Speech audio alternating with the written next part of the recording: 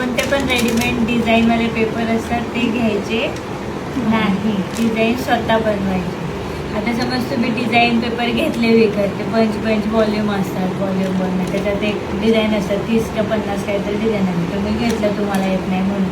पण कस्टमरला तीच रिक्वायर्ड डिझाईन असणार आहे असं नाही आहे ना. कस्टमर तुमच्याकडे कसं वेगवेगळ्या पद्धतीचं येणार, तर तुमच्याकडे एक ब्लाऊज घेऊन येणार की मला ही डिझाईन पाहिजे, त्यात थोडी ती डिझाईन असणार आहे. ठीक आहे, त्याच्यामुळे तुम्हाला स्वतःला डिझाईन बनवता आली पाहिजे. कंपल्सरी स्वतः डिझाईन बनवायची आहे. ठीक आहे, ओके.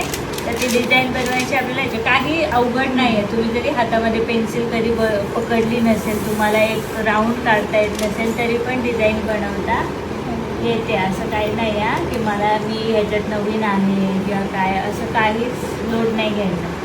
हे सगळं तुम्हाला येणार आहे. ठीक आहे. आता डिझाईन बनवताना तुम्हाला पहिलं काय करायचं, हा पेपर आणि तुमचं मेजरमेंट महत्त्वाचं. ठीक आहे. आता ह्याला काय बोलतात, ट्रेसिंग पेपर. आता ही जी साईड आहे मॅटवाली साईड आहे. ठीक आहे. ह्या मॅटवाल्या साईडवरती काय आपण डिझाईन काढू शकतो. ठीक आहे. आणि ही जी शाईनवाली साईड आहे, इकडे तुमची पेन्सिल उठणार आहे का, नाही उठणार. ही जी शाईनवाली साईड असते ती कशासाठी असते, पंचिंग आणि ट्रेसिंग.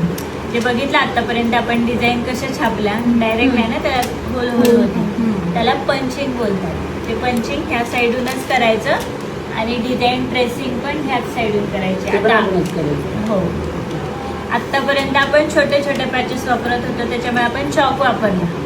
आता तुम्ही एवढी जर डिझाईन बनवताय पूर्ण ब्रायडल टाईपमध्ये, त्यावेळेस तुम्हाला चॉक नाही वापरायचं.